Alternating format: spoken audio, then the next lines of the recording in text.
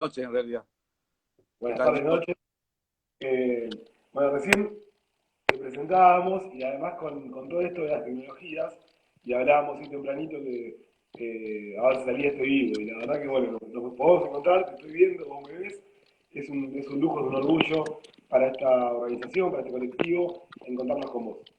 Bueno, no, muchas gracias. El orgullo y la alegría mía de poder compartir este espacio con ustedes. La verdad que sí. Recién decíamos que, bueno, yo he caminado esa hermosa facultad de periodismo de la Universidad de La Plata, y quienes caminaron esa universidad, esa facultad, a vos te conocen, saben quién sos. Quienes hayan caminado una unidad básica a lo largo y a lo ancho del Partido de La Plata también te conocen. Bueno, obviamente después la historia académica, digo, la historia académica también, pero digo, en mi caso, cuando comencé la facultad, te veía vos como profesor, una persona comprometida, con una historia de por medio. La verdad que es muy lindo acá charlar con vos cuando hemos hablado de otros ámbitos académicos. Bien, sí, sí, la verdad que sí. Uno trata en esta cuestión de la docencia y de la importancia de tratar de llevar la temática de América Latina, en este caso, de tantos años, dedicándole tantos años y de hacer la tarea de llevarla a todos los ámbitos, ¿no? Tiene que ser algo no circunscripto al círculo cerrado de una academia. Entonces, sí, es una alegría poder hacerlo en otros ámbitos, barrios, unidades básicas, centros, digamos, de los más diversos. He estado en los más diversos, tanto en La Plata con mucha alegría y la verdad que he tenido también la suerte, la oportunidad de hacerlo en otros lugares del país y también, ¿no? Es, eh, es un desafío permanente y sobre todo una tarea muy necesaria en nuestro país, ¿no?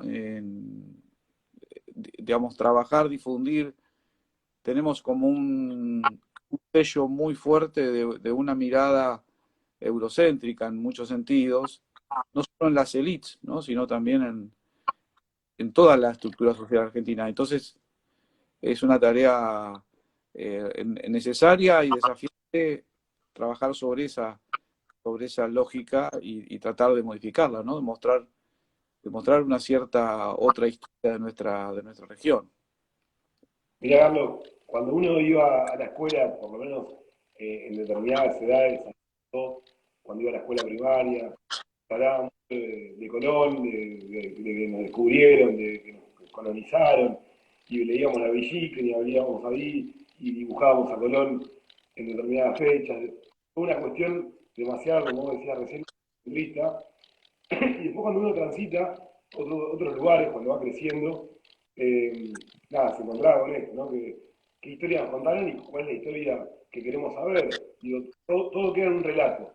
¿Quién relata la historia? Obviamente los que tienen la posibilidad de relatarla. Pasa mucho en los medios de comunicación también, cuando decimos quiénes tienen la palabra, que bueno, los que tienen la posibilidad de tenerla, ¿no? Porque no todos tenemos un acceso a un medio de comunicación hegemónico, digo, cada colectivo, cada sujeto que tiene la posibilidad de hablar.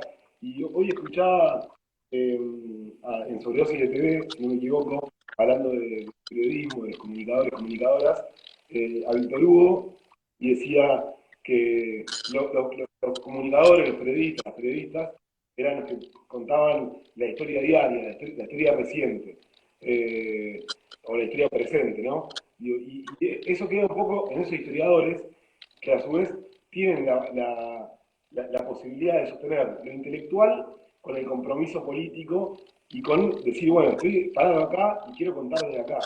Y eso se ve mucho en tus libros, bueno, todos un poco de qué se escribir, por qué, pero bueno, cuando uno veía la materia de Historia de América Latina, la verdad que es hermoso porque en el colegio teníamos historia como algo muy amplio, que siempre tenía esa mirada occidental.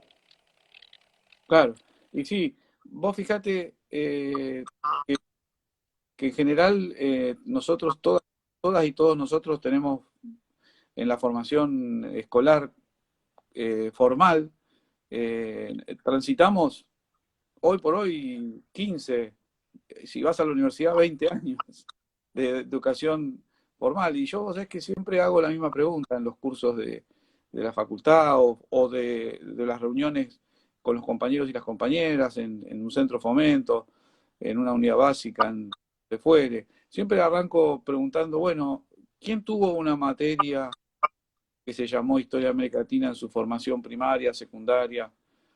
Y siempre encuentro esa abrumadora mayoría que no, ¿no? O sea que eh, hay una ausencia, realmente, todavía hoy parece increíble que lo tengamos que seguir señalando, ¿no? Pero hay una ausencia de la historia nuestra, de toda América Latina en nuestra formación. Y esa ausencia es la que después se nota en los medios masivos de comunicación social, porque no hay una perspectiva contextual, como bien señalabas vos, ¿no? Citándolo a Víctor Hugo, el relato cotidiano es un relato precisamente de lo inmediato. Entonces, no, ni siquiera por mala fe, ni siquiera por mala fe, peor todavía, es por desconocimiento. ¿No? Muchas veces las comunicadoras y los comunicadores en los medios masivos y en los hegemónicos reproducen el relato dominante porque no tienen otro, no conocen otros relatos, y entonces allí es donde vemos cosas que vemos todos los días y adquirimos una subjetividad que no es la nuestra, ¿no? Este, si uno no conoce la historia de Venezuela y de Colombia, ¿no? La historia en común que tienen Venezuela y Colombia desde los tiempos de la lucha por la emancipación, bueno, si uno no conoce eso, compra el relato actual del enfrentamiento entre la élite de Colombia y Venezuela, ¿no? Que no están los pueblos, la verdad que no está. Eh, entonces, y no está porque hay una historia común, ¿no? Hay una vida en común, hay una mirada común, y como eso lo podemos reproducir, ¿no? Pensar en nuestra inmediatez, Brasil y Argentina hoy, ¿no? Bolsonaro puede decir todas las barbaridades que se le ocurran, de hecho dice muchas, ¿no? Demasiadas para mi gusto. Pero no logran enemistar a los pueblos. Eso no pasa, ¿no?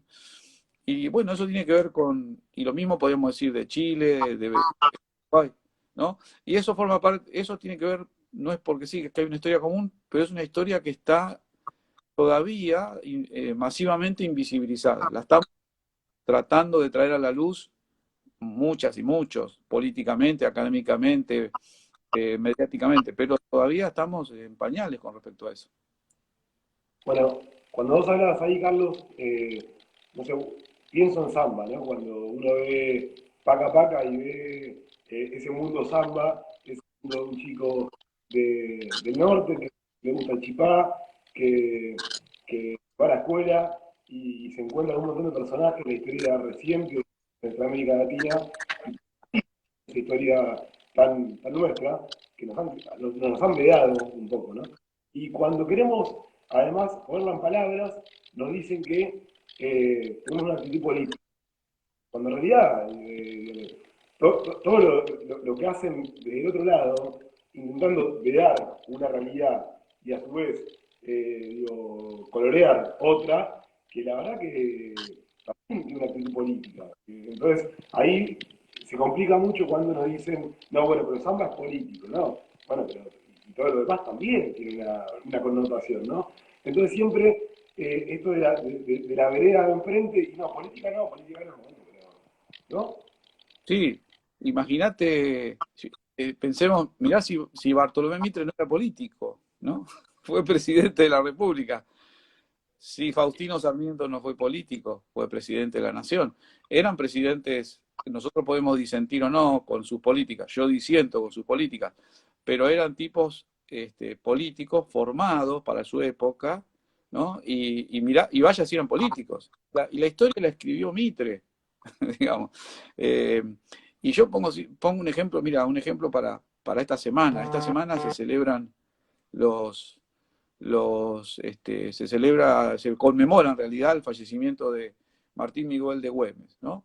Y en la historia mitrista, Martín Miguel de Güemes es solo un caudillo, solo un caudillo salteño, local, que se encargó de cuidar las fronteras para que San Martín arme el ejército de los Andes. Y entonces, y eso no es político, esa caracterización de Güemes no es política.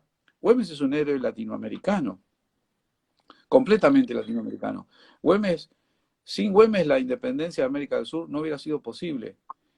Y su ejército, su lucha, estaba absolutamente vinculada al avance de Bolívar por el norte y al avance de San Martín por el sur. Entonces, ahí ya Güemes no es solo el defensor de nuestra, es un luchador social y político, ¿no? de la América Latina, ¿no? Y hacen bien, han hecho muy bien en que esta conmemoración sea en ese sentido, ¿no? Ya no es solamente el defensor de la frontera, sino que es un luchador integral, ¿no? En el Perú y en el Alto Perú, en coordinación, ¿no? Además, bueno, distribuyendo tierras, eh, eh, autorizando que no cobren los alquileres que se cobraban a los que se sumaban al ejército revolucionario, confiscando las tierras de los contrarrevolucionarios. Güemes es una figura fabulosa, además de cosas increíbles como, ¿no? Como capturar un barco a caballo, un hecho único en el mundo. Pero lo que quiero decir, esa historia, que es real, que está en los documentos, que está escrita, ¿no? Que la podemos reconstruir, políticamente fue anulada, ¿no? Entonces, cuando nos hablan de la política y la historia, sí, sí, la política y la historia van de la mano porque los que inventaron la historia argentina eran políticos. Y nosotros lo que queremos hacer es que esa política sea, tome la realidad de lo que podemos documentar, ¿no? Y sí, Bueno, es ahí política. también, perdón, no, iba a decir que también hay un negocio en desintegrar a cada una de las personas que dio patria con esta América Latina, ¿no? Cuando se desintegra, se la desarticula y se la pone con un caudillo y nada más, ahí quiebra esta idea de la relación entre los países de nuestra América Latina, la patria grande y toda esa cuestión de gobierno, bueno, lo hablábamos hoy temprano, el gobierno de los pueblos, todo eso queda desintegrado y cuando uno desintegra y lo pone como un hecho aislado y también quiebra la posibilidad de avanzar en esa historia que ha sido también muy colectiva, ¿no? Porque muchos Claro, de los libertadores han sido de América Latina. ni hablar. Vos imaginate cómo, cómo describió la entrevista de Guayaquil Bartolomé Mitre, ¿no? Es muy interesante verla. Él no estuvo ahí, obviamente, ¿no? Y no estuvo nadie. Sabemos algunas cosas por lo que San Martín le escribió a Godoy Cruz y algo que escribió Bolívar a su secretario. Él no estuvo ahí, pero escribió una entrevista a Guayaquil política, ¿no? Donde San Martín era una especie, era un hombre absolutamente, este, era la parte, digamos, gloriosa y la parte menos ambiciosa, y Bolívar era mostrado como un ser ambicioso de poder, un dictador. Eso lo inventó Mitre. No existió, en realidad no sabemos muy bien, pero sí sabemos lo que pasó. Hubo dos grandes generales con sus ejércitos, enormes ejércitos propios, dos generales exitosos, que en vez de hacer lo que toda la historia hicieron los generales, que era pelearse a ver quién tenía más poder, se sentaron en un escritorio y decidieron políticamente cómo terminar con la emancipación, ¿no? Es un hecho maravilloso de discusión política y de articulación política entre líderes latinoamericanos. Bien podría haber hecho cualquier otra cosa y continuar peleando entre sí a ver quién, y no pasó eso, ¿no? Ahora, eso hay que describirlo, hay que relatarlo, ¿no? Si nos quedamos con la otra historia, bueno, ahí empiezan los enfrentamientos en vez de las uniones, ¿no? Hay que trabajarlo todo el tiempo, ¿no? Por el pasado y por el presente, además. Bueno, ahí también uno puede pensar qué pasará, ¿no? Dentro de X tiempo, cuando se vea lo que lo más reciente uno tiene, fueron esos años donde América Latina estaba en efervescencia social, donde estaba la propuesta del ALCA, donde venía Chávez, nos juntábamos las presidentas de esta patria grande a discutir fotos que eran muy lindos, no sé, uno veía en la televisión o escuchaba en la radio, o veía de esos encuentros una América Latina que iba por todo. Y bueno, después, obviamente, el embate del neoliberalismo vino nuevamente por esas cabezas. Y hoy viendo a poco a reconstruir una visión bien latinoamericana. Sí, mira, ahí has dado en un clavo fundamental, ¿no? ¿Cómo verán? Yo planteo siempre el año 2010, ¿no? El año 2010, el año del Bicentenario, ¿no? Que podría haber pasado como el año del Bicentenario y nada más, ¿no? Pero si uno se posiciona en el año 2010, es un año donde está Chávez gobernando Venezuela, Evo Morales gobernando Bolivia, Cristina Kirchner gobernando la Argentina, el Frente Amplio y Mujica gobernando Uruguay, Fernando Lugo gobernando el Paraguay, Lula y el Partido Trabalista gobernando Brasil, Michelle Bachelet gobernando Chile, ¿no? Rafael Correa gobernando Ecuador, está el ALCA declarado muerto en el 2005 en la reunión de las Américas en Argentina, está fundándose la UNASUR, que corre el eje de la OEA. O sea, cuando uno se para en el año 2010 de América Latina, se para en un momento de confluencia de proyectos nacional populares, que obviamente con sus matices regionales, que los tienen todos y son importantes y que hay que trabajarlos, pero que confluyeron de un modo maravilloso y que hicieron un proceso de integración que desarticuló, al menos temporalmente, las modalidades de injerencia históricas de poder dominante en América Latina y sobre todo de los Estados Unidos, ¿no?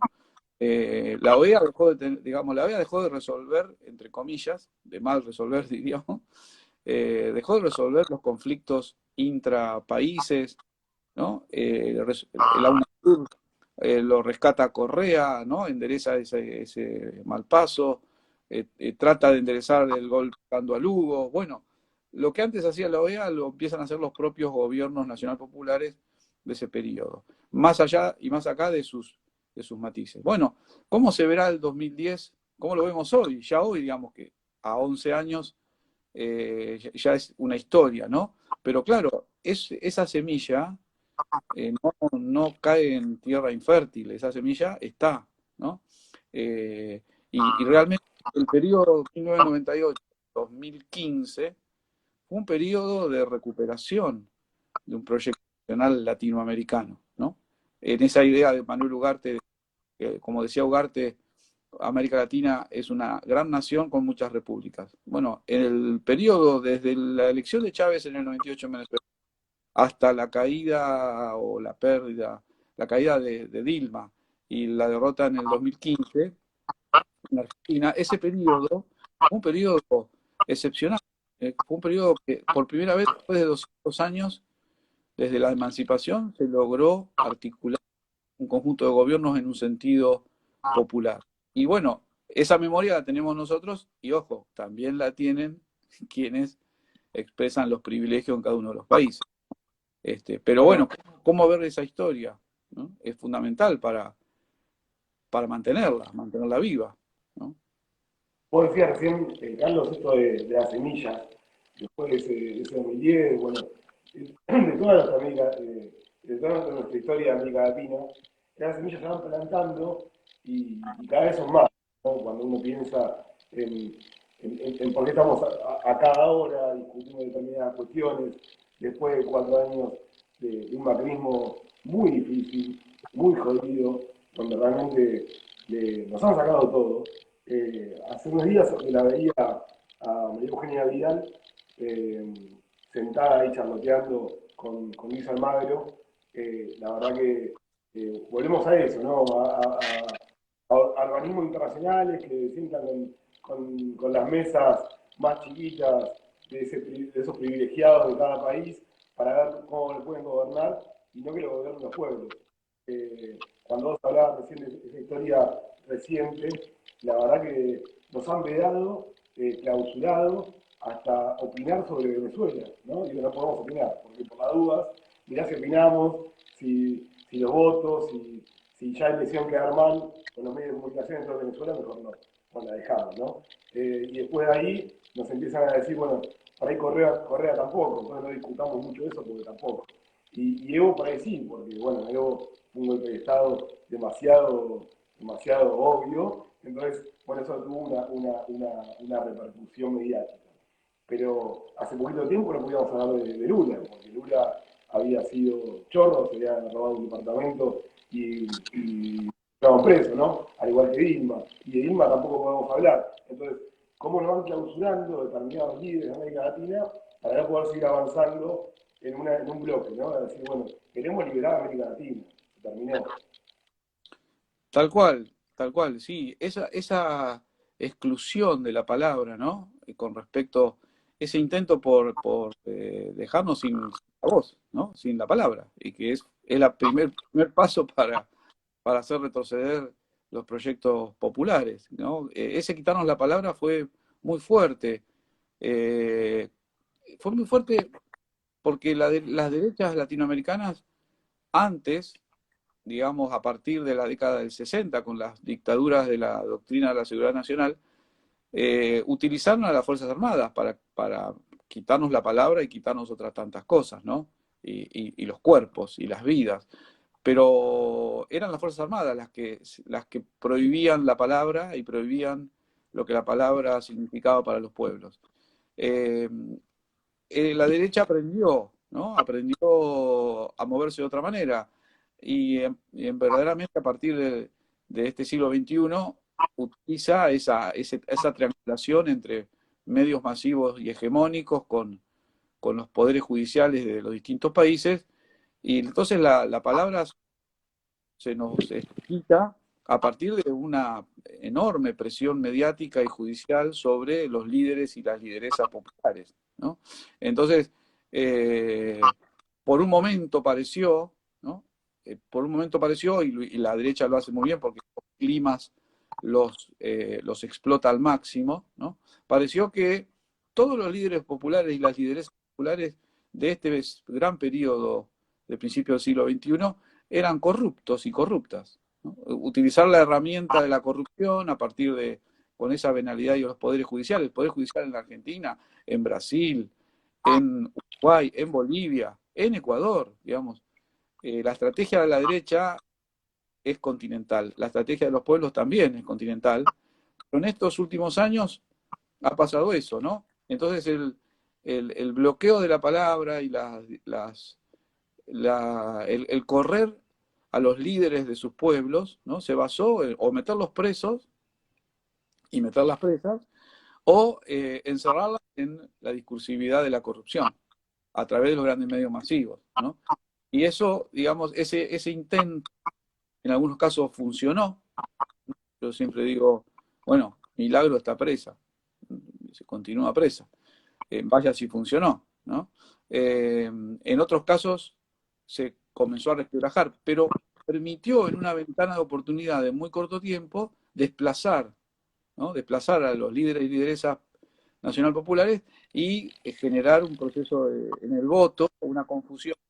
Mira, yo siempre pienso una confusión que permitió que ganen personajes como Bolsonaro, ¿no? Como la calle Pou o como Iván Duque, digamos, personajes nefastos. Eh, yo siempre recuerdo una frase muy potente de John William Cook, ¿no? Allá por el año 16, John William Cook escribió un texto maravilloso que se llama El informe a las bases, ¿no? Que es un relato, él hace un curso de formación política, digamos. Y allí ese libro, que circuló mucho a principios de los 70, obviamente, es un repaso de la historia argentina, termina con una frase que a mí siempre me impactó mucho, que él decía, bueno, ¿qué hacemos? Año 1966, plena dictadura de Onganía, ¿qué hacemos desde el movimiento popular, desde el peronismo, desde los partidos que lo pueden acompañar? Algo tenemos que hacer, decía él, y cerraba con la frase, porque a la burguesía, decía Cook, con durar le alcanza, ¿no? O sea, con durar, con permanecer le alcanza. Y yo digo que esa frase tan tan potente, ¿no? Que hay que movilizarse porque la derecha con Dural alcanza. Hoy habría que modificarla y habría que decir, a la derecha con confundir, hoy le alcanza, ¿no? Si nos logra confundir, ¿no? Si nos hace dudar por 10 segundos, si nos hace dudar la semana de la votación, que Dilma realmente era una lideresa corrupta, gana Bolsonaro, ¿no? Y esa es la estrategia.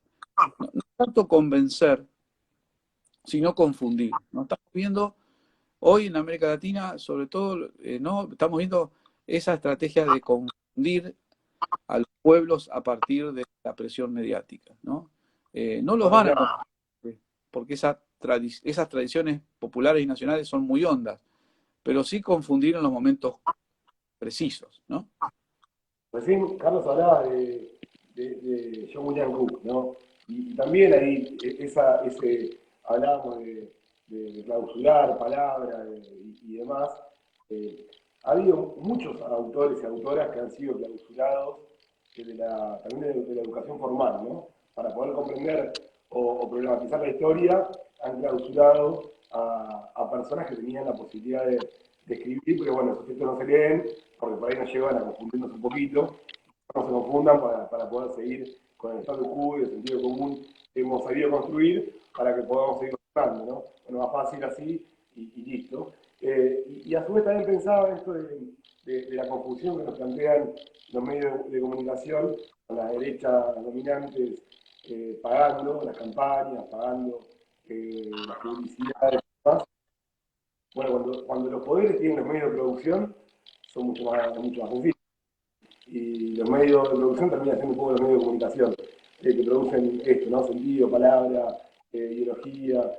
Y para eso, yo me acuerdo de hace un tiempo, en 2019, justo cuando estábamos dándole la despedida a 4 años muy oscuros de la historia argentina, que hemos sufrido todos y todas, cada uno puede preguntar a algún amigo, a una amiga, a un vecino o vecina, qué te pasó en esos 4 años, y seguramente, más allá de que no quieran discutir lo ideológico, y siempre fue peor. Lo han sufrido en carne propia.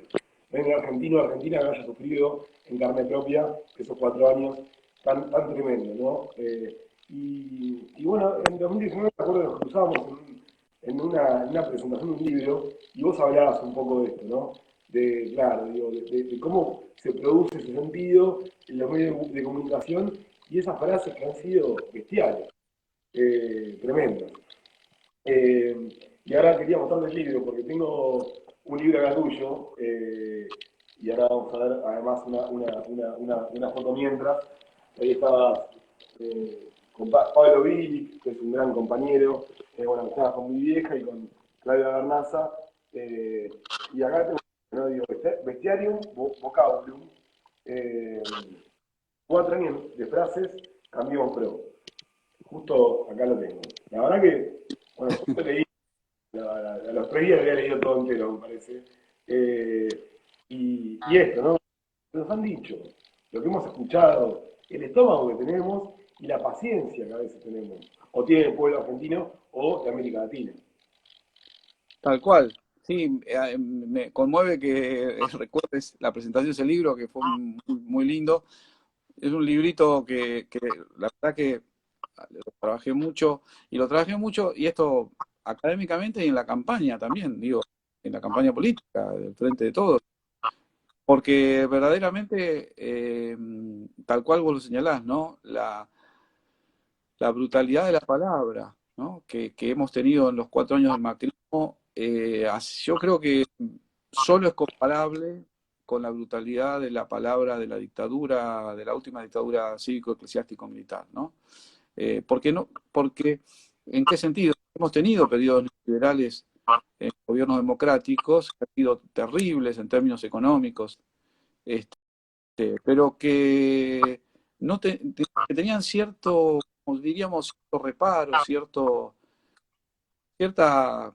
cuidado o cierta culpa, ¿no? Por su origen popular y estar llevando adelante proyectos neoliberales. Entonces la discursividad no tenía la brutalidad que tuvo la discursividad de los 4 años del macrismo. Realmente, si la palabra importa, y yo creo que importa y mucho, ¿no? Jauretche decía, las ideas en algún momento cobran la consistencia de un ladrillo, ¿no?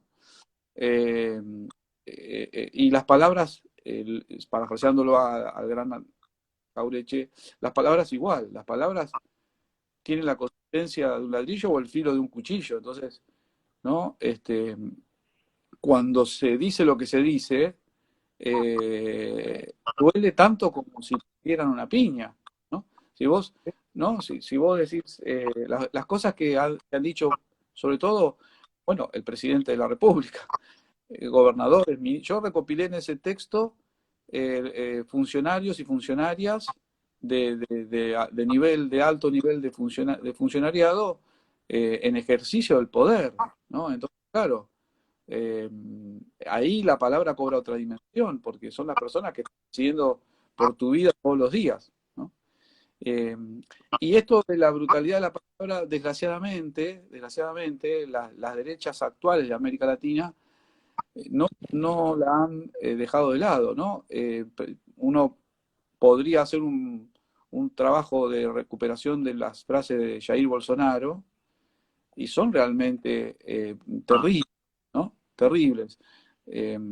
O la calle Pau lo mismo. Hay como una cierta, mira, ayer escuchaba una conferencia que dio Álvaro García Linera, una excelente conferencia que dio ayer vía YouTube, y él decía que hay una barbarización de las derechas, ¿no? Una profundización del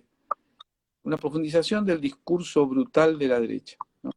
Y yo estoy totalmente de acuerdo con esa mirada. Hay como una brutalidad no impostada, sino forzada, ¿no? Eh, y bueno, entonces también eso genera confusión, porque si una presidencia de la República, de cualquier dice que yo, como Jair Bolsonaro, ¿no? Ha dicho, los negros solo no sirven ni para reproducirse, ¿no?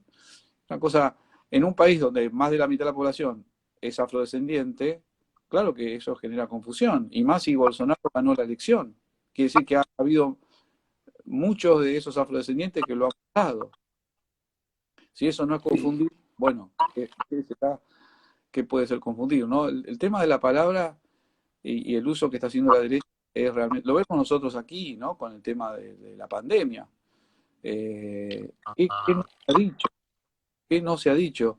Y uno dice, ¿cuál es el objetivo? El objetivo es confundir a las personas, ¿no? En un momento dado no sabemos si, bueno, si estaba bien vacunado, si estaba mal, si las vacunas estaban aprobadas, no estaban aprobadas, hasta que el pueblo se refugia en sus tradiciones, ¿no? Los pueblos se refugian en sus tradiciones. Hasta que el pueblo se dio cuenta que era la vacuna o era un destino de muerte, ¿no? Entonces eso ya cambió, ¿no? Ya esa discursividad, pero mientras duró, una discursividad terrible, terriblemente agresiva y terriblemente, la palabra es bárbara, ¿no? En el sentido brutal del término. Mira, Carlos, vos recién hablabas de los dichos de Jair Bolsonaro, de Calle Pourio, de Yanina Áñez también en Bolivia, lo que ha sido ese discurso de la derecha. Y justo acá veo que se sumó un amigo, un compañero, que es legislador allá de Río de Janeiro, Raimundo Toni, así que también, por suerte, seguimos abrazando a nuestra América Latina, seguimos fortaleciendo los lazos en toda la región para finalmente, o por lo menos digo, seguir avanzando en esa emancipación y también para seguir consolidando y fortaleciendo el gobierno de los pueblos, que también hablábamos hoy en tu frase para el flyer, que también en un libro tuyo. Eh, pero así bueno, le mandamos un abrazo a Raymond muy grande desde acá de Argentina, lo seguimos bancando allá en nuestro Brasil tan querido y esperemos que pronto, nada, volvamos a tener un gobierno popular, nacional, que piense en la vida de esos brasileños y brasileras que hoy la pasan muy mal, pues la pandemia ha hecho estragos y Bolsonaro dice, bueno, no es urgente usar barbijo, no, el barbijo no es obligatorio, la verdad que qué sé yo, digo, se escucha cada cosa en cada rinconcito de nuestra América Latina, que a veces hasta da un poquito de vergüenza ajena cuando uno lo escucha. Pero sabemos que realmente la derecha, como vos decías, se maneja con esos comportamientos muy individualistas, que de última, bueno, que la gran mayoría no se cuide, que por ahí yo me puedo salvar porque tengo un dinero que no sé de dónde lo saqué tampoco, no puedo si nos metemos con eso, bueno, un montón de cuestiones, pero bueno, digo, terminamos cayendo siempre en una lógica de esa de la confusión que vos decías, y también creo que cuando ciertas personas llegan al poder y son gobierno, y son presidentes, legisladores, gobernadoras, y legitiman con la palabra determinado sentido común o determinado pensamiento, eso se extiende y se fortalece, ¿no? Uno lo escuchaba decir algunas barrabasadas durante la época de Cristina, sin embargo, durante el macrismo, y salían como de la baldosa, se escuchaba, ¿no? De nuevo algo de la dictadura, cada cosa se escuchaba, que la verdad que, bueno, cuando el discurso institucional lo legitima, sale todo, ¿no? Sale ahí de nuevo. Tal cual, sí, es tal cual vos lo decís, ¿no? Aparecen, uno no puede creer lo que escucha realmente, y todo el aparato mediático lo reproduce, el aparato mediático hegemónico lo reproduce, y también es un problema la modalidad que han adquirido las redes, ¿no? Las redes también confunden. ¿No? En las redes circulan todos los mensajes, pero son eso, son mensajes. Muchas veces son mensajes descontextuados, ¿no? Porque el formato mismo, ¿no? Bueno, el formato es el contenido también. Entonces, el formato de las redes también nos deja sin la capacidad o sin la posibilidad de reflexionar un poco más, ¿no? Aparece rápidamente, es como una cultura política de la frase eh, corta, de la frase que parece viva, que parece canchera, ¿no? Pero no explica, ¿no? Entonces, eh, y habilita todo tipo de agresiones también, ¿no? Hay un lenguaje de las redes, un lenguaje de agresividad que es muy difícil desarticular en las redes, ¿no? Y que se vuelve muy...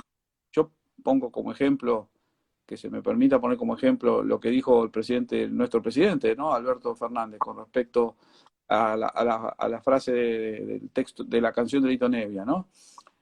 Por supuesto, fue un mal paso.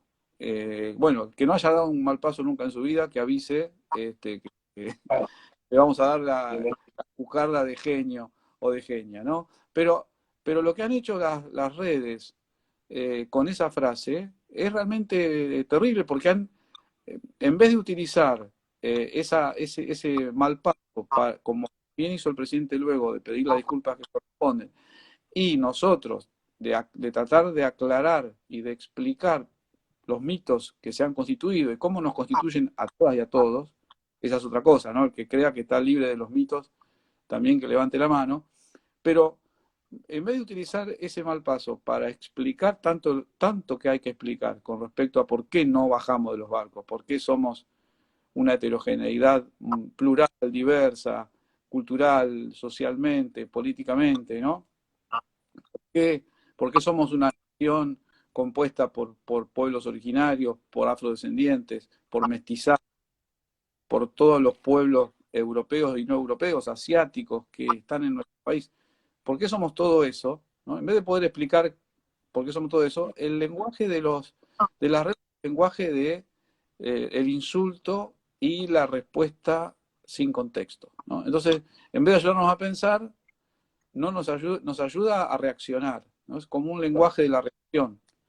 Y ahí es donde estamos en problemas, porque con el lenguaje de la reacción gana la derecha, ¿no?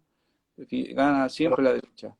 Y Además, formato de en las... esa, ¿Cómo? perdón, vos decías de las declaraciones, los dichos de Alberto Fernández, y de repente los medios de comunicación hegemónicos lo hacían quedar como si fuese tremendo hijo, cuando realmente ellos tienen todo el tiempo ese discurso.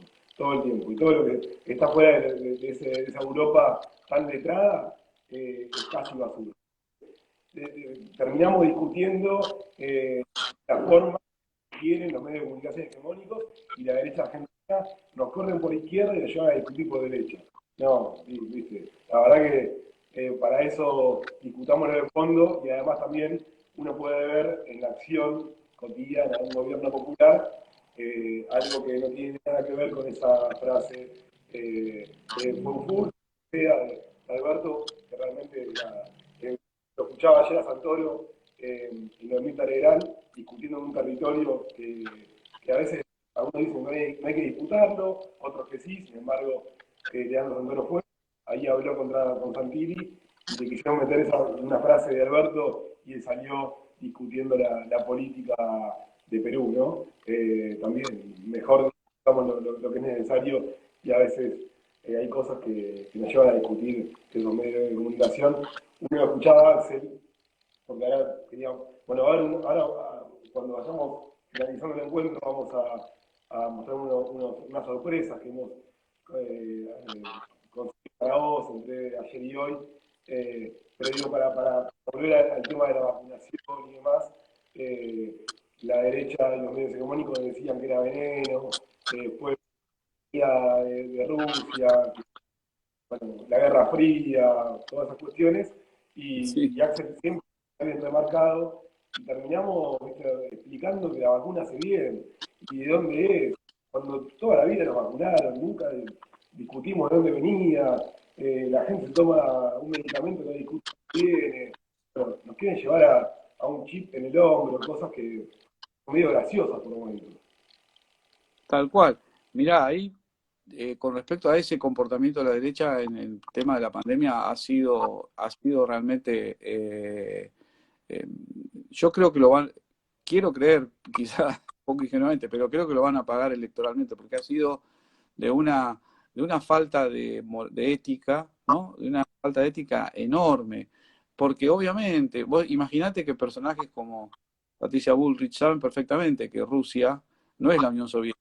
La Rusia actual no se acerca más a ser Estados Unidos que la Unión Soviética, que en Rusia funciona el sistema capitalista como en buena parte de todo el mundo, y que son empresas estatales o vinculadas al Estado y privadas, ¿no? Eso lo saben.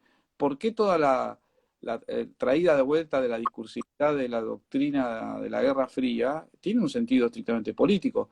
Ahora, vos fíjate qué interesante, qué terrible. No hemos visto durante este año y medio de pandemia, no hemos visto una sola actividad de la oposición vinculada a ayudar a alguien. No digo, no digo alguien, una persona. No hemos podido ver, no se han hecho ver porque no lo han hecho, una sola actividad de acompañamiento, de apoyo, teniendo todos los recursos para hacerlo, porque es una derecha poderosa, con miles de millones de dólares, con fundaciones, con ONG, nada, cero. No hay una sola actividad a favor. Lo único que han desplegado es un discurso de odio, un discurso destructor, eh, sobre el riesgo de muerte de nuestro pueblo, ¿no? Entonces yo creo que esos procesos se perciben, tarde o temprano se perciben, tarda, una vez, ¿no? Hace unos meses atrás estábamos un poquito más desesperanzados, por suerte nuestros líderes y lideresas no han estado, ¿no? Y hoy vemos cómo se ha torcido, se ha dado la vuelta a la esquina en términos de la vacunación, ¿no?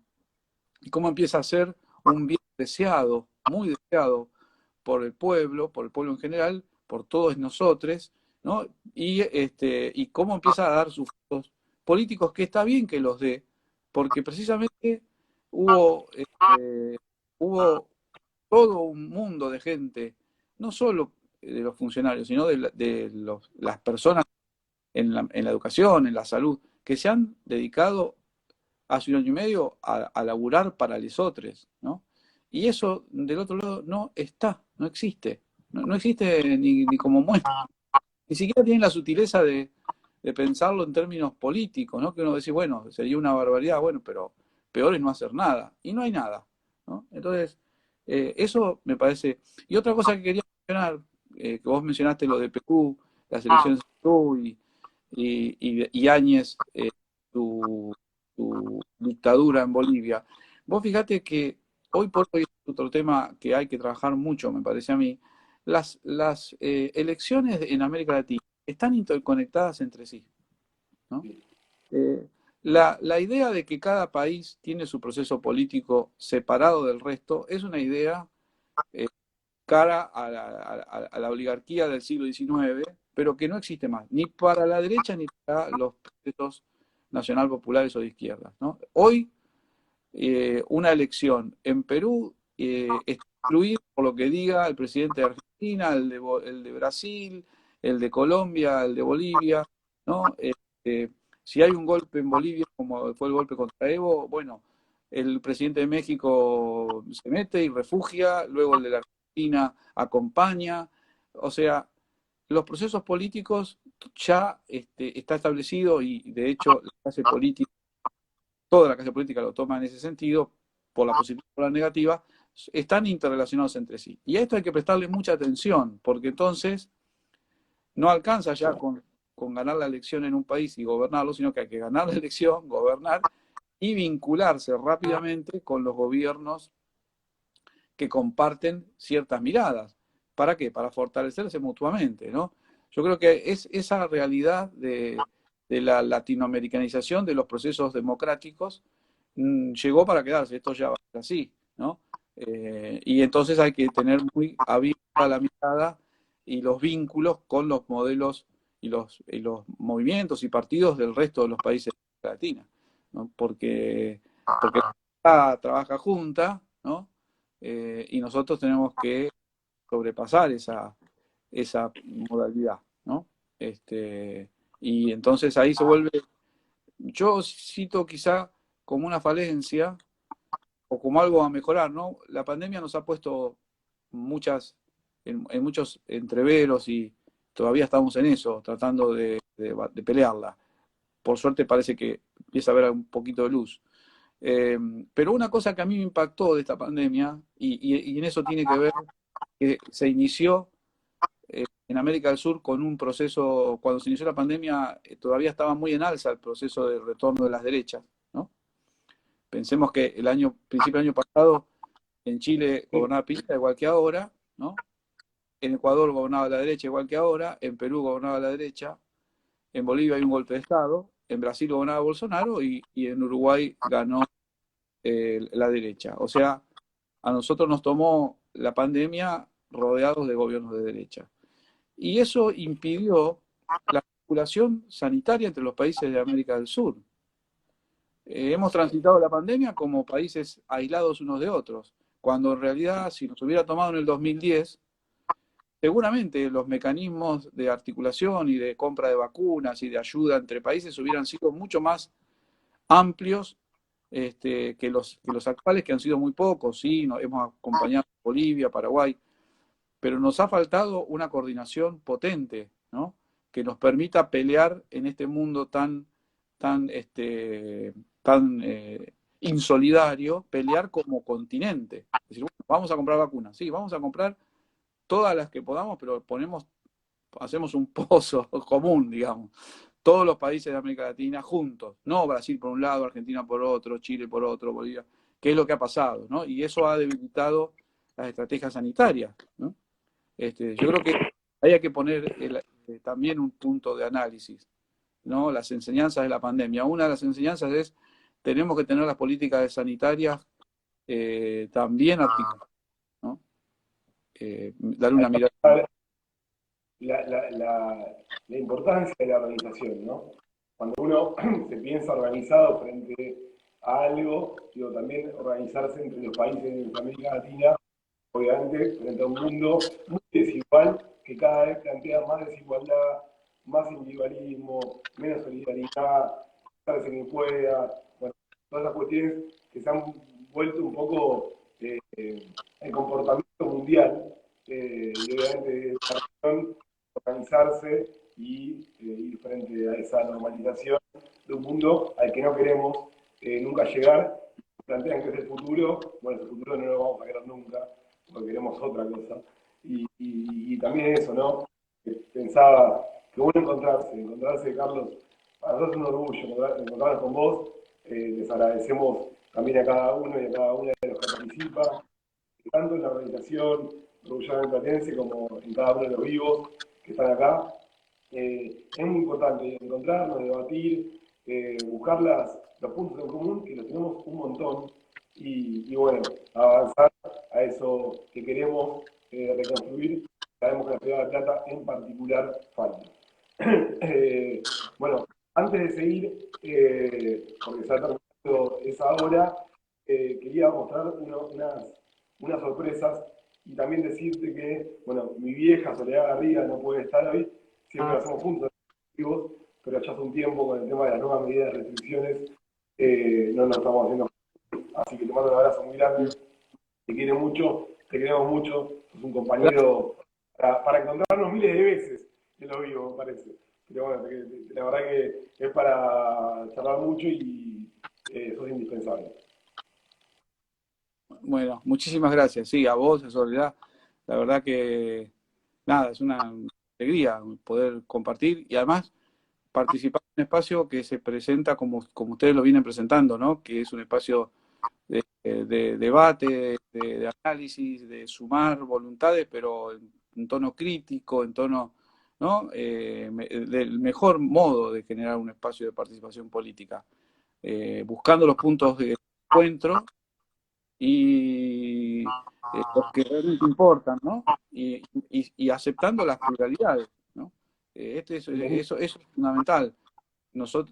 Hoy es fundamental la construcción del frente y el sostenimiento del frente, y es eso, ¿no? Hay 5 puntos en común, bueno, esos son los en común. Y los otros sí, son matices, bueno, aceptemos los matices, pero aceptemos los puntos en común. A mí me parece que es fundamental lo que ustedes vienen haciendo y para mí un orgullo enorme poder participar, obviamente.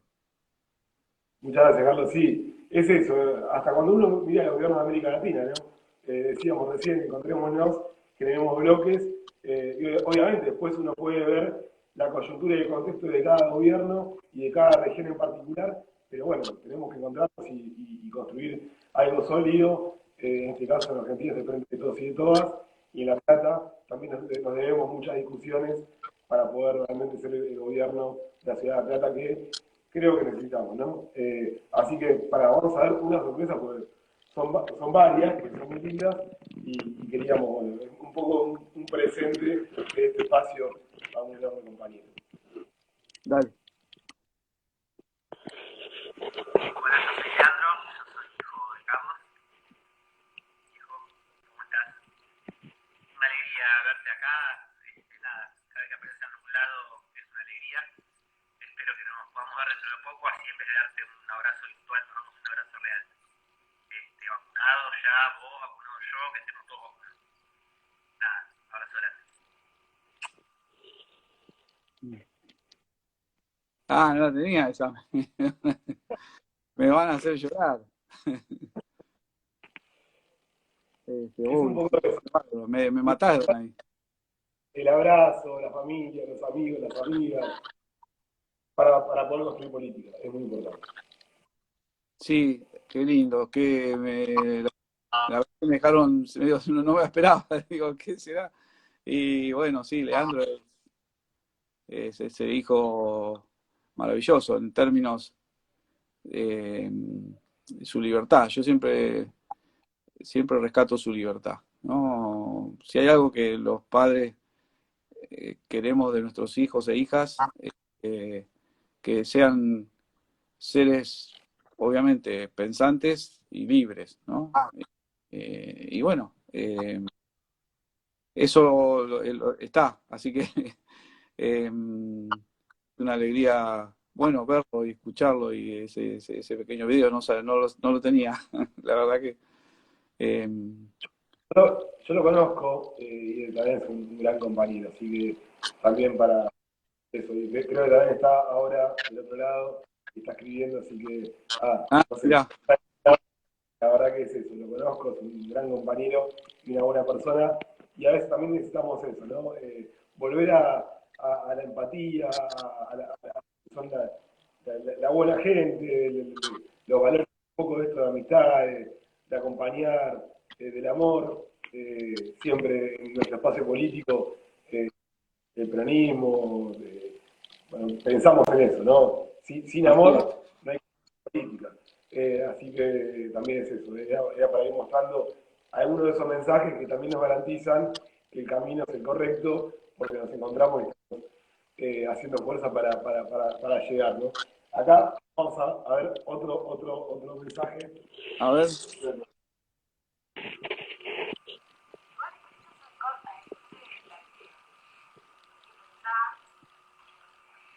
Bueno, hola, ¿cómo les va? Yo soy Lía, la hermana de Carlos, Julia, Valentín y Pablo. Si tenemos que hablar de Carlos, lo primero que decía es que la amamos profundamente, es una hermana, un tío, un cuñado, un amigo, para nosotros es un ser adorable, es bueno, es cariñoso, es bondadoso, queremos mucho y la admiramos profundamente como profesional. Tenemos una admiración profunda. Personalmente lo que me pasa es que no hay persona que no lo conozca a él como profesional y no me diga permanentemente cómo lo admira. Y eso, nada, me llena de orgullo. Así que bueno, te amamos mucho, Carlos. Te mandamos un beso grande. Carlos, te quería decir una cosa, que te pedimos a vos y a todos y a todas las que están del otro lado, disculpas por el sonido y por la imagen, hemos tenido hoy un día de determinados inconvenientes, bueno, así que bueno, un par de problemas técnicos y además también es casero, ¿no? Esto No, es apuntar de compañeros. hermoso, hermoso ese video. Mi hermana también, no, yo iba a decir, Leandro, mi hijo, es un militante, ¿no? Un militante que está en los barrios, eso me enorgullece profundamente, ¿no? Además de todas sus cualidades, me enorgullece profundamente. Y mi hermana ahí estaba con su familia, que es médica, y ella ha elegido como tarea central la medicina pública, ¿no? Entonces también eso forma parte de defenderlo, la salud pública y trabajar en la salud pública. Y eso también me enorgullece, así que escucharlos y verlos, la verdad que me encanta y bueno, en eso también tenemos esta tradición de la familia, ¿no? Que la familia como espacio para compartir, de contención, de cuidados mutuos, ¿no?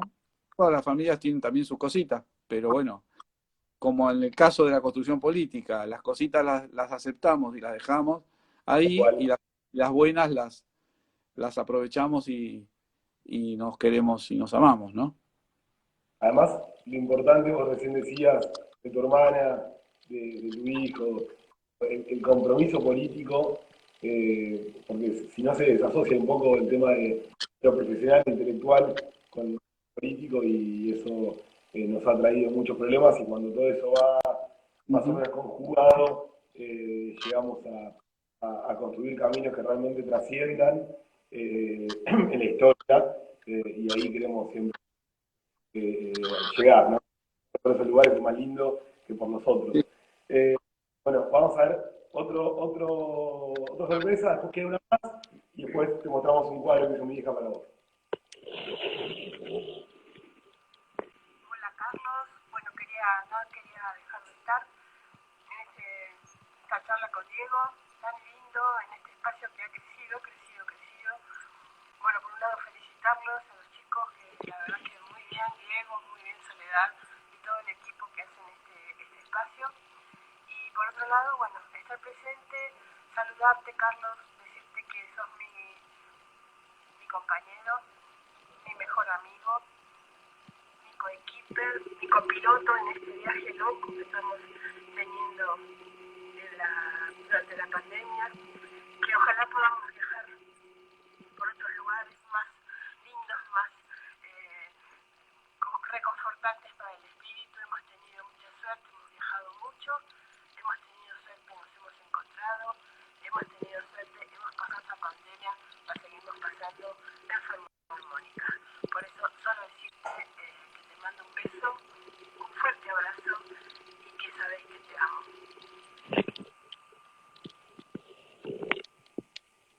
Bueno, ese era un video que volvemos a Sí, ¿no?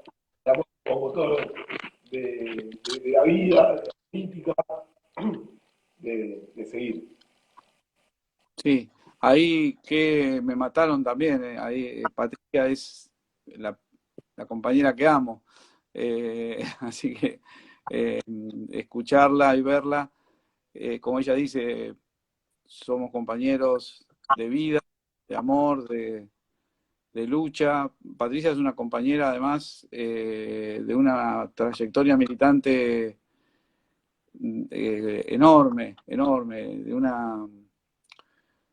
es una de las personas más nobles que conozco, ¿no? Más una correspondencia entre el hacer y el decir absoluto, ¿no? Entonces, un ejemplo que yo trato de seguir, trato de aprender de ella. Y bueno, y una militancia política y social que ha tenido toda su vida y sigue teniendo, y hoy está full con todas sus tareas y sobre todo con la causa feminista, y también trato de aprender allí, así que escucharla y verla, nada, me vuelve a emocionar, porque bueno, son los seres con los cuales uno elige vivir, ¿no? Nos encontramos hace varios años y nos confirmamos mutuamente todo el tiempo, y ahora esta pandemia nos permitió confirmarnos más todavía, porque estamos todo el tiempo juntitos, y allá vamos, ¿no? Compartiendo el amor, la vida, la militancia política. La verdad que les agradezco ponerlo así, me emociona mucho, me emociona mucho. A Pato la conocemos, bueno, mi vieja también la conoce mucho, es amiga. La verdad que hace un tiempo hablábamos con unos compañeros, compañeras, eh, esto de la comunicación, ¿no? Si había una verdad, qué es la verdad y demás. Vos bien lo decías, la verdad es la coherencia.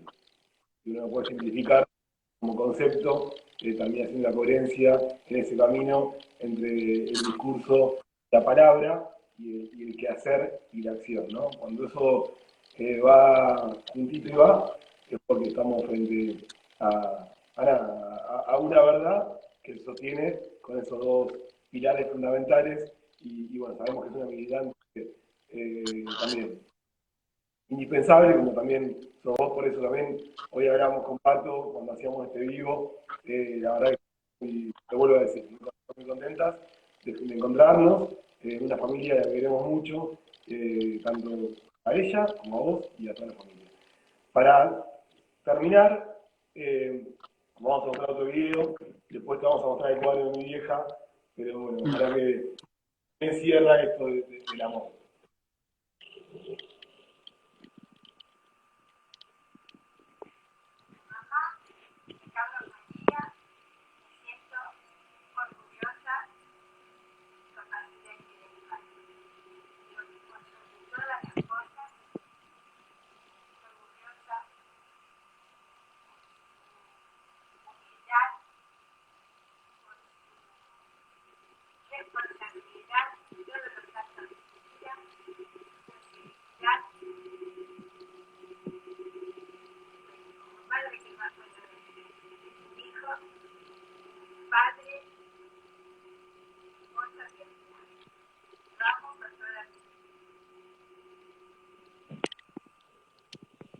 Carlos, después lo vamos a mandar igual para que lo veas con tranquilidad en los volúmenes.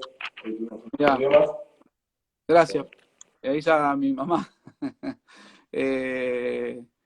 que está muy bien, por suerte, y es no sabía que iba a estar. Yo simplemente, con respecto a mi madre, voy a decir una cosa que siempre me pregunté, yo elegí muy joven, cuando estaba en el secundario, elegí, bueno, tenía 14, 15 años, y me decían, qué querés ser? ¿A qué te vas a dedicar? Y yo dije, docente, siempre docente desde muy joven, ¿no? Y me he dedicado a eso, bueno, con entusiasmo y sigo pensándome como un docente y trabajando como. Y mi vieja, y siempre, eh, nunca, siempre que me pregunté hacia el interior, ¿por qué? ¿Por qué esa vocación tan fuerte de pibe? Y bueno, me acordé de mis años niños. Mi madre fue maestra de escuela 30 años y me acuerdo de ir con ella cuando abrieron las escuelas en el año 73, 74, 75, cuando se abrieron las escuelas en los barrios, ¿no? La educación de adultos. Ella era maestra de primaria en la educación formal y en la educación de adultos. Y me acuerdo en los barrios, las calles de barro para llegar hasta la escuela, el centro de fomento que hacía un frío bárbaro, y bueno, y las personas mayores que iban a completar su primaria. Y bueno, y siempre pensé que de ahí, digamos, que esa vocación por transformar desde la docencia me nació allí, de la mano de mi vieja, ¿no?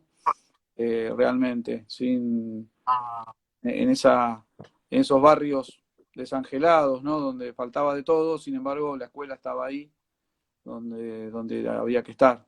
Así que nada, yo te agradezco eso como tantas cosas de la vida y la verdad que verla ahí también me tuve que contener para no lagrimear un poco. Pero así que ahora la voy a llamar y voy a decir que no sabía nada, que la habían contactado por un video. Pero es eso, Carlos, es esa mirada de familiar por un lado y por otro lado de trabajar para los demás, ¿no? Elegir algo que sea trabajar para. mirá, mientras muchos y muchas cuando escriben un libro deciden por ahí presentarlo o ir por esos lugares muy lindos, con bandeja de comida, con esa idea más del libro como una cuestión intelectual para un sector de la población. Sabemos que vos caminás cada rinconcito de la patria llevando eso, ¿no? Digo, llevando, discutiendo y debatiendo con cada una de las personas del barrio, volviendo a lo que vos hablabas de tu vieja, que era el barrio, el centro de fomento, esos barrios eh, que, que no han tenido por ahí la posibilidad de decir, sí dicen cuando vos vas ahí a presentar un libro y sé que lo has hecho y sabemos que lo haces, así que la verdad que eso también, ¿no? Digo, para volver al compromiso político, es muy. Eh, bueno, ya, si te vamos a mostrar un cuadro que hizo mi vieja para vos, voy, como te decía, mi vieja no está, te mando un abrazo. Y recién me decías, acordaba mucho hoy a la mañana cuando hablábamos del libro de ese particular, de todos esos dichos del macrismo. eh, y bueno, este libro tiene un poco que ver con eso, ¿no? Con seguir, perdón, este cuadro tiene que ver con eso, en seguir fortaleciendo la historia de América Latina, nuestra historia, y que no nos saquen más y de esas populares.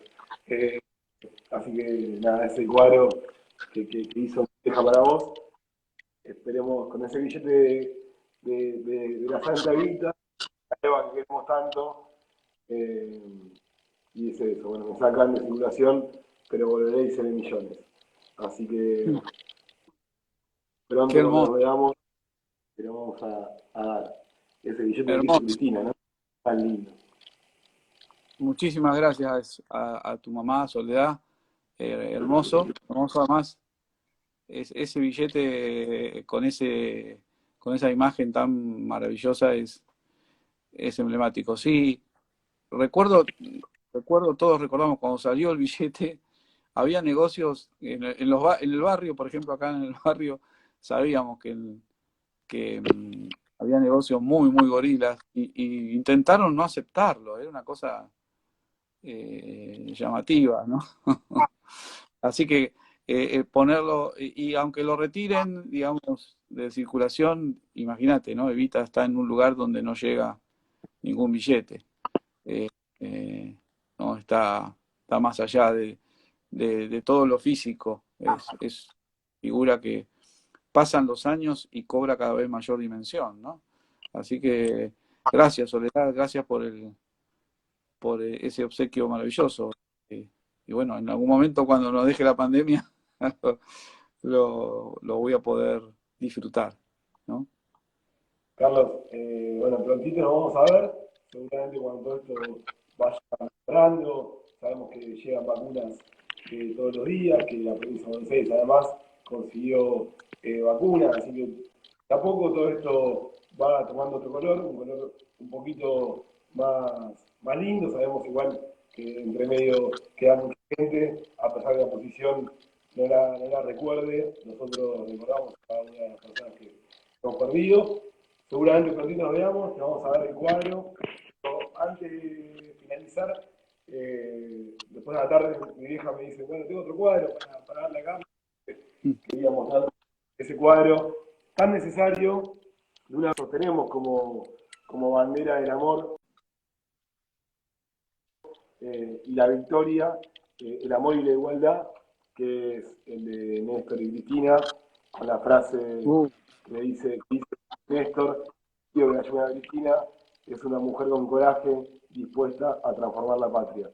Y también lo que hablábamos recién al final, de ese amor vence al odio. Así que ese cuadro también prontito lo haremos en mano. Y bueno, un orgullo.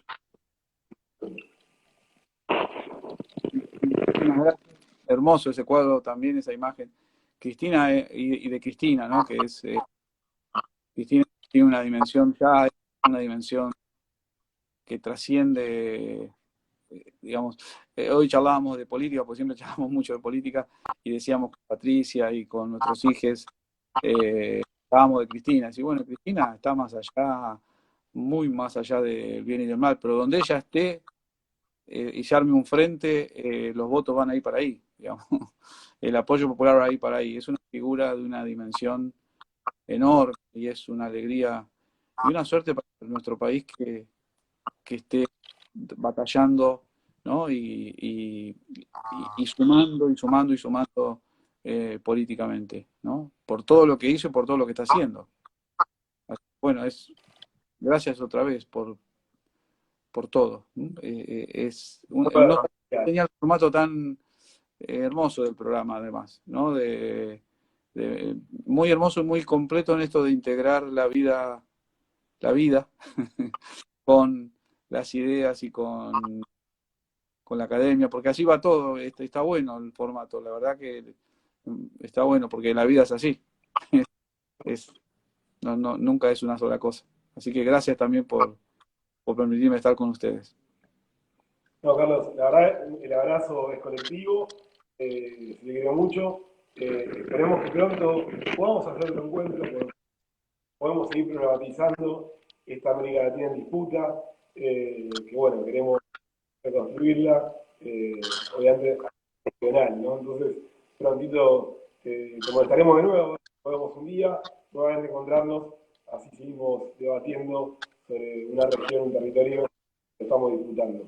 Te abrazamos todos, todas y todos, y bueno, te quiero mucho, compañero. Igualmente, compañero, un gran abrazo a la familia y mientras luchemos por el amor y la igualdad, hay futuro. Así es. Abrazo enorme. Un gusto. Abrazo enorme.